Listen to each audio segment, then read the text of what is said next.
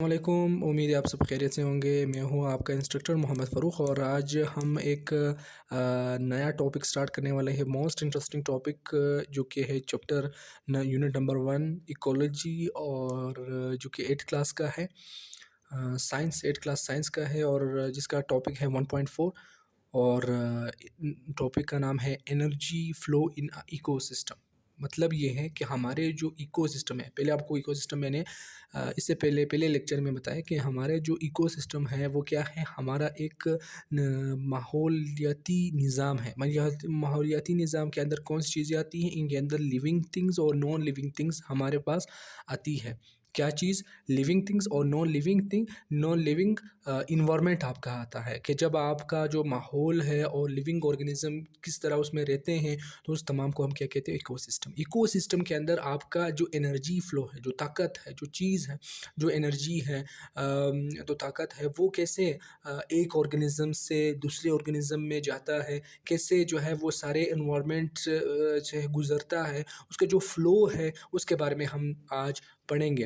तो इसको समझने से पहले हमें हमें पहले इकोसिस्टम के कंपोनेंट्स का पता होना चाहिए। कंपोनेंट जो हिस्से हैं, उनके जो हिस्से हैं उनके बारे में याद होना चाहिए। आपकी बुक में एक डायग्राम है जिसमें उसको जो है वो जो इकोलॉजी है उसको डिस्ट्रीब्यूट किया गया है, डिवाइड किया गया है, जिसको मैंने यहाँ पे आपके सामने जो है वो सारा डिटेल में जो है वो लिखा गया है। ठीक है, पहले इकोलॉजी को समझते हैं। इकोलॉजी क्या है? माहौलियाती निज़ाम को कहते हैं।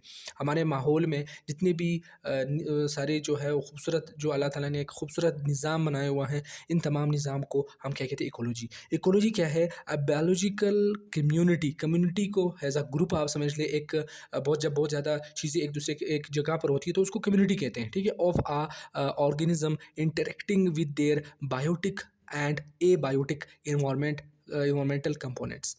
मतलब ये है कि हमारे पास जो इकोसिस्टम होता है वो एक बायोलॉजिकल जानदारों की एक ग्रुप होती हैं, जहाँ पर वो एक दूसरे के साथ उनका एक बाहमी ताल्लुक़ होता है और बाहमी ताल्लुक़ के साथ साथ एक दूसरे पर जो बायोटिक है, जो ये बायोटिक का जो लफ्ज़ है, बायोटिक लफ्ज़ जो है वो रिप्रेजेंट कर रहा है किस चीज़ को? लिविंग थिंग्स को। किस चीज़ को? लिविंग थिंग्स को। लिविंग थिंग का मतलब ये होता है कि जो जानदार चीज़ें हैं, बायोटिक का नाम है जानदार चीज़ें, जो कि ह्यूमन है, प्लांट्स है, एनिमल्स है और जितने भी माइक्रो ऑर्गेनिज्म हैं वो सारे इनके अंदर आते हैं, बायोटिक के अंदर। ठीक है, और एंड ए बायोटिक का मतलब क्या? ए बायोटिक का मतलब एक हमारा मतलब है विदाउट। जो आपका जो नॉन लिविंग थिंग्स है, जब ये एक कम्युनिटी के अंदर रहते हैं और ये एक कम्युनिटी के अंदर रहने के साथ साथ जब ये एक दूसरे पर इंडिपेंडेंस एक दूसरे पर डिपेंडेंस का शो करते हैं, मतलब ये ऑर्गेनिजम्स का इन्वायरमेंट पे डिपेंडेंस और इन्वायरमेंट का जो है वो ऑर्गेनिज्म पर जो है डिपेंडेंस, ये सारा इस सारे निज़ाम को हम क्या कहते हैं? इकोसिस्टम कहते हैं। That's it. उसके बाद हमारे पास जो इकोसिस्टम है उसको डिवाइड किया गया है दो ग्रुप्स में। ठीक है, टू ग्रुप्स। ठीक है, दो ग्रुप्स में डिवाइड किया गया है। किस चीज़ के बेसिस पे?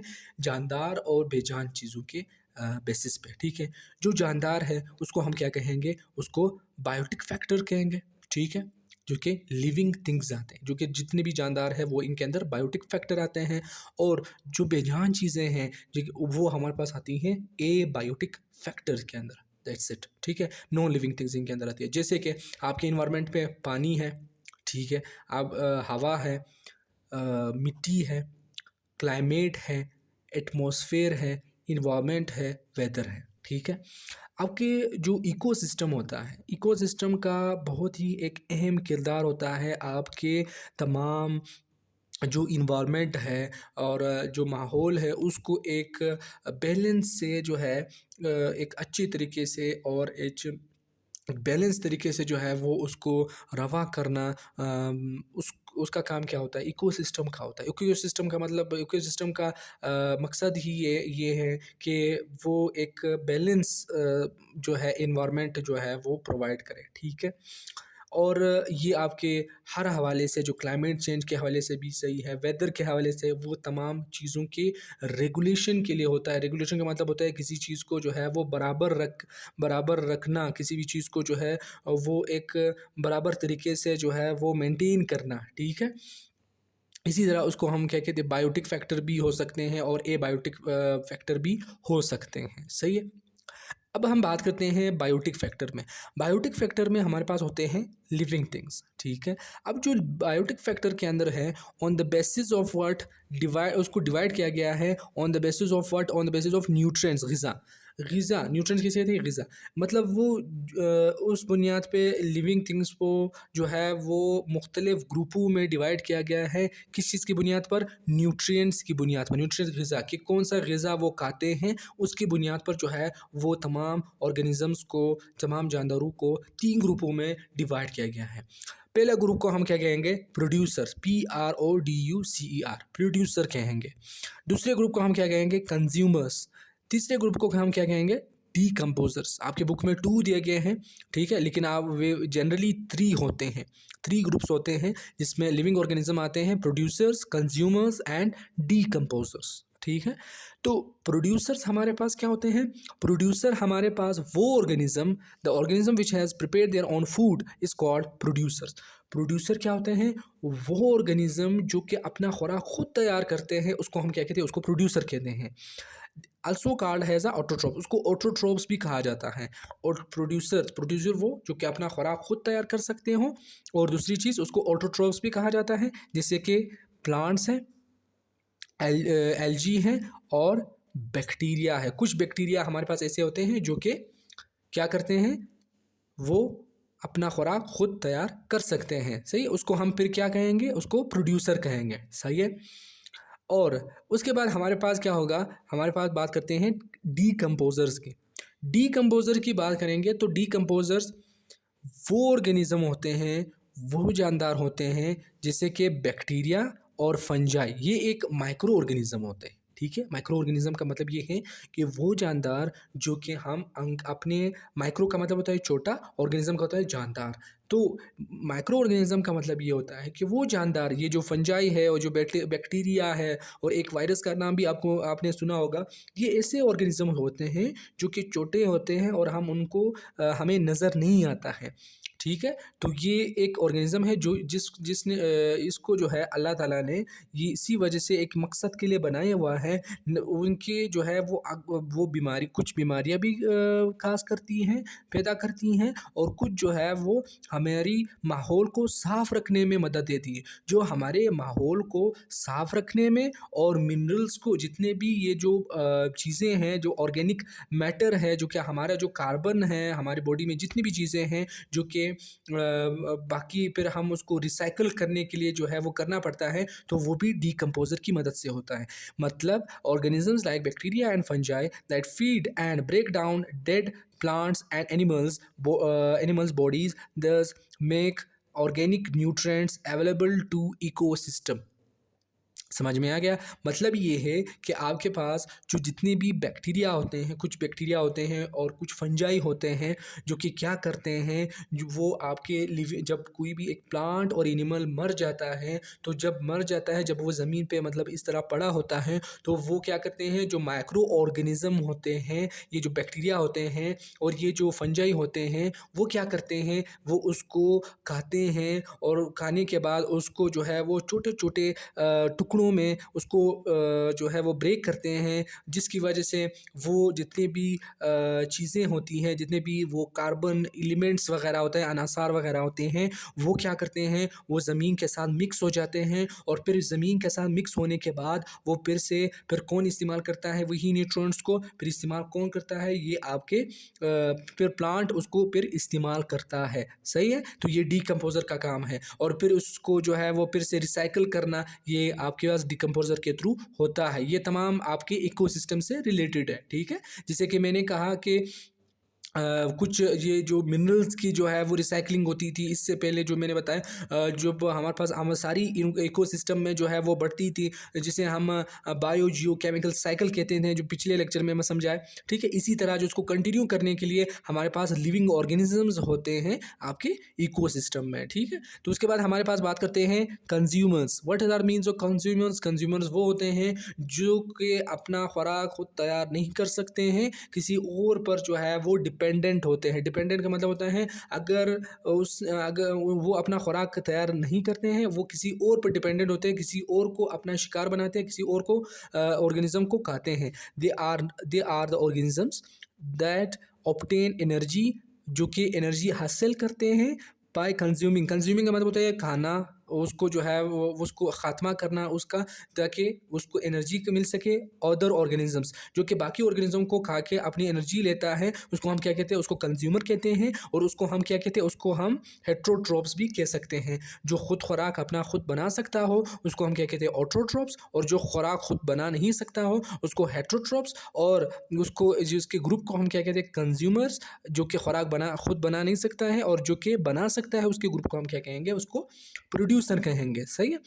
उसके बाद हमारे पास आता है कंज्यूमर्स। कंज्यूमर हमारे पास 3 ग्रुपों में उसको कन्वर्ट किया गया है। किस चीज़ की बुनियाद पर? इस चीज़ की बुनियाद पर कि कौन कौन से जानवर और कौन कौन जो है वो उसको खाने वाले होते हैं। ठीक है, कि जिससे कि उसको जो कंज्यूमर हैं उनको 3 ग्रुपों में कन्वर्ट किया गया है। ठीक है, एक प्राइमरी कंज्यूमर्स हैं, एक सेकेंडरी कंज्यूमर्स हैं और एक टर्शरी कंज्यूमर्स हैं। ठीक है, ये आपको नाम याद रखना होगा। ठीक है, तो प्राइमरी कंज्यूमर है क्या? प्राइमरी कंज्यूमर के अंदर अक्सर कार वो ऑर्गेनिज्म आते हैं जो कि ये प्लांट्स खाते हैं, जो पौधे वगैरह खाते हैं वो आते हैं। और उसको फिर हम क्या कहते हैं, हार्बीवर्स कहते हैं। The organism who eat producers are called herbivores. Producers से मुराद वो चीज़ें जो कि अपने खुराक खुद तैयार कर सकते हैं। कौन सी चीज़ें? जो कि प्लांट है, एल्गी है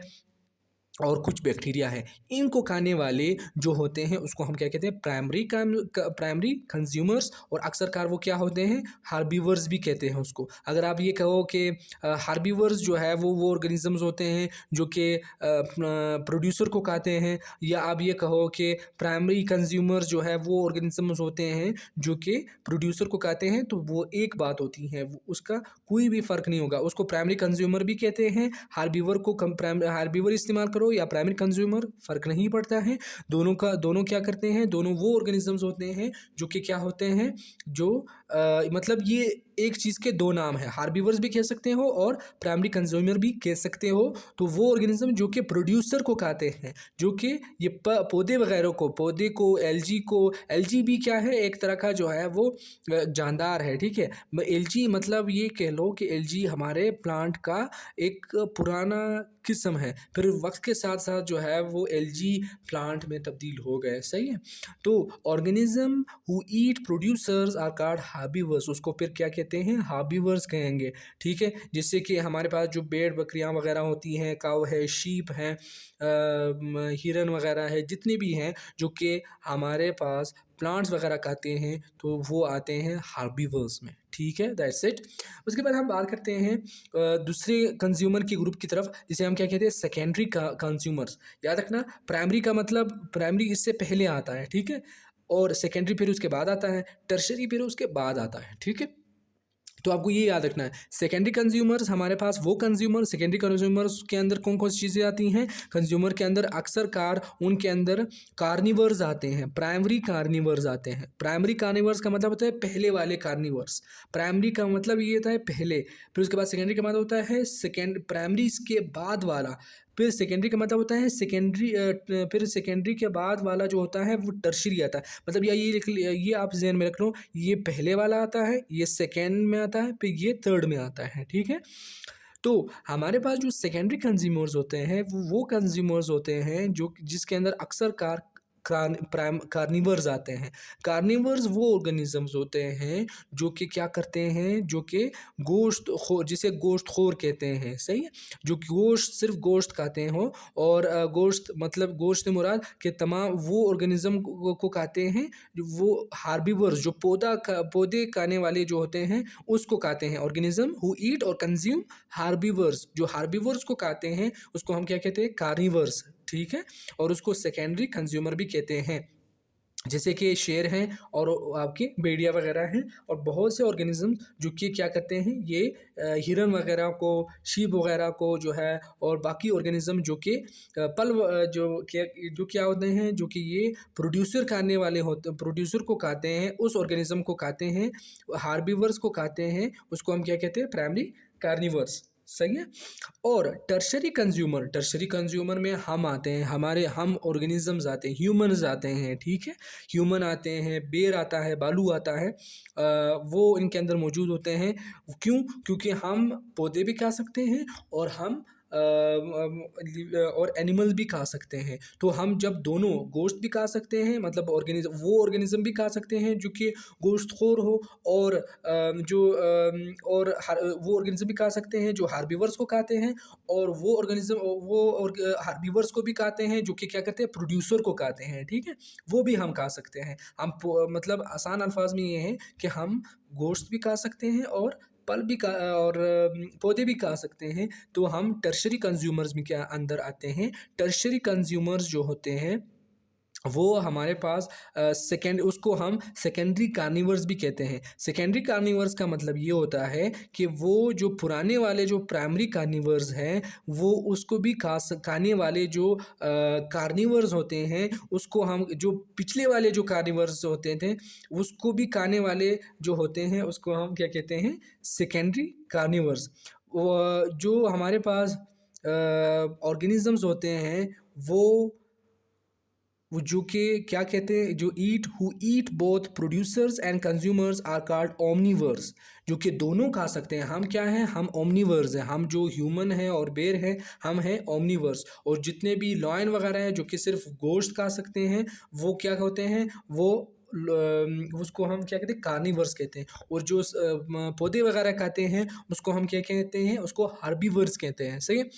तो ये जो सारी चीज़ें हैं, ये हमारे पास इकोसिस्टम के कंपोनेंट्स होते हैं। आपको ये समझना लाजमी है, ठीक है। अब ये जो एनर्जी फ्लो है वो किस तरह होता है, वो एनर्जी फ्लो इस तरह होता है। फॉर एग्जांपल आपका ये सन है, ठीक है। फॉर एग्जांपल ये आपका सन है, ठीक है। अब ये सन ने यहाँ पर जो है वो अपने लाइट जो है वो यहाँ पर एक पौधे पे पड़ी, ठीक है। एक पौधा है, फॉर एग्जांपल ये एक पौधा है, ठीक है, प्लांट पर पड़ी, ठीक है। अब ये जो है वो क्या पड़ी, ये एक सोलर एनर्जी, ये एक एनर्जी, सोलर एनर्जी जो है, ये एक सोलर एनर्जी है, ठीक है। अब ये सोलर एनर्जी किस चीज़ में तब्दील करेगा ये प्लांट, ये एक केमिकल एनर्जी में, ये आपके एक एनर्जी है। सोलर एनर्जी को किस चीज़ में, एनर्जी में तब्दील करें, केमिकल एनर्जी में तब्दील करे। केमिकल एनर्जी है ग्लूकोज, वो अपना एक खुराक बनाएगा, फोटोसिंथेसिस करेगा, सनलाइट की मदद से करेगा, तो वो एक ग्लूकोज बनाएगा। अब ये ग्लूकोज क्या करेगा, इस ग्लूकोज को कौन खाएगा, ये क्या होगा, ये प्रोड्यूसर्स हैं। प्लांट क्या करेगा, प्लांट क्या है, प्रोड्यूसर्स है, ठीक है। अब प्रोड्यूसर क्या करेगा, प्रोड्यूसर अपना खुराक बनाएगा, ठीक है। अब खुराक, ये प्रोड्यूसर को खाने वाले कौन होंगे, उसको वो होंगे कौन, हार्बिवर्स। हार्बीवर्स, ठीक है। हार्बीवर्स क्या करेंगे, फॉर एग्जांपल आपके पास एक ज़ेब्रा आ गया, ठीक है। ज़ेब्रा ने इस जो ग्लूकोज हैं उसको खा लिया, ठीक है। तो मतलब जो हार्बिवर्स वो होते हैं जो कि प्रोड्यूसर को खाने वाले होते हैं, ठीक है। फिर ये ज़ेब्रा जो है वो क्या कर रहा था, ये एक अपने खुराक जो है, ये ग्लूकोज को खा के आराम कर रहा था। तो उसी वक्त आपके पास क्या हुआ कि कार्निवर आ गया, ठीक है। कार्निवर क्या था, फॉर एग्जांपल यहाँ पर कार्निवर लॉयन आ गया। लॉयन क्या है, लॉयन एक कार्निवर है जो कि क्या करेगा, ये किस चीज़ को खाएगा, इस हार्बिवर्स को खाएगा। अब ये हार्बिवर्स को खाएगा, जब वो लॉयन जो है हार्बिवर को खाएगा, तो लॉयन की अपनी जो है वो एक खुराक बन गई, ठीक है। फिर उसके बाद क्या करेगा, लॉयन की जगह पर हम पास क्या होगा कि एक बेर आएगा। बेर क्या करेगा, बेर आपके पास क्या है, एक ओमनीवर्स है, ठीक है। ओमनीवर क्या करेगा, ये बेर आएगा, इस शेर को खा लेगा। तो मतलब ये है कि इनके अंदर जो एनर्जी है, जो इतनी एनर्जी है, सन जो है वो आपका एक प्राइमरी सोर्स है एनर्जी का, प्राइमरी सोर्स है। प्राइमरी सोर्स का मतलब होता है कि जिससे शुरू होने वाली जो एरिया होता है, होने वाली जो एरिया होती हैं, चीज़ होती हैं, उसको प्राइमरी कहेंगे। जो तमाम के तमाम जो एनर्जी है जो ज़मीन के अंदर जो है वो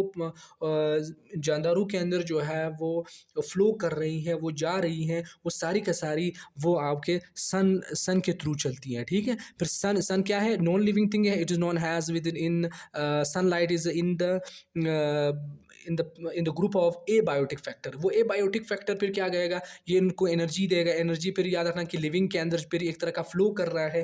पहले आपके पास प्लांट के अंदर आया, प्रोड्यूसर के अंदर आया, फिर उसके बाद प्रोड्यूसर के बाद हार्बीवर के अंदर, फिर हार्बीवर के बाद कार्निवर के अंदर, फिर कार्निवर के बाद ओमनीवर की तरफ आया, ठीक है।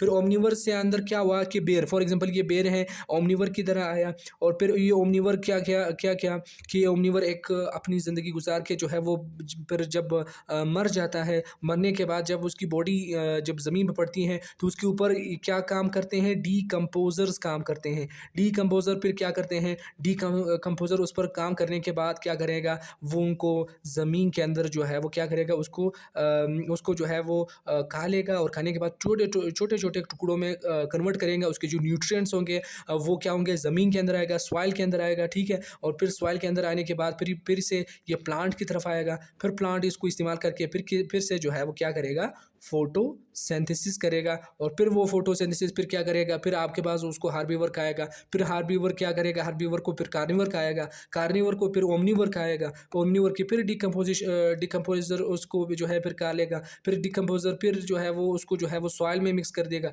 सॉइल फिर इस प्लांट से इस्तेमाल कर लेगा और फोटोसिंथेसिस फिर से हो जाएगी। और फिर ये एक फ्लो जो है चलता रहता है। सही, ये सारा का सारा एक फ्लो चलता रहता है। अल्लाह ताला ने ऐसा निज़ाम बनाया हुआ है कि जिसमें जो एनर्जी जो है वो ऑर्गेनिज्म से जो है बायोटिक फैक्टर, ए बायोटिक फैक्टर के थ्रू, लिविंग ऑर्गेनिज्म और नॉन लिविंग ऑर्गेनिज्म के थ्रू जो है वो एक तरह के एक पाथ के थ्रू, एक रास्ते के थ्रू जो है वो चलता है। तो it is all about the energy flow in a ecosystem. उम्मीद है आपको सारा समझ आया होगा। बहुत ही बेस्ट टॉपिक था। और अगर आपको लेक्चर पसंद आया हो तो आप उसको लाइक करें, शेयर करें और सब्सक्राइब करें। और इसके बाद हम बात करेंगे कि जो ये एनर्जी जो फ्लो होती है लिविंग ऑर्गेनिज्म में वो किस तरह होती है, ठीक है। तो वो हम जितनी भी परसेंटेज है, हम ये पॉइंट ये याद रखना कि हमारे पास अगर एक ऑर्गेनिज्म से दूसरे ऑर्गेनिज्म में कोई भी एक एनर्जी ट्रांसफ़र होती है, जैसे कि यहाँ पर एक ऑर्गेनिज्म है, यहाँ सन से यहाँ पर आ गया, तो इसमें से सिर्फ़ और सिर्फ 10% एनर्जी जो है वो यहाँ पर प्लांट हासिल करेगा। जो 90% है हमारे पास वो ऐसे ही ख़त्म हो जाएगी, ज़ाया हो जाएगी, ठीक है। तो ये पॉइंट है सारा का सारा। तो ये आगे हम इसके बारे में पढ़ेंगे, ठीक है। अल्लाह हाफ़िज़, मिलते हैं अगले लेक्चर में।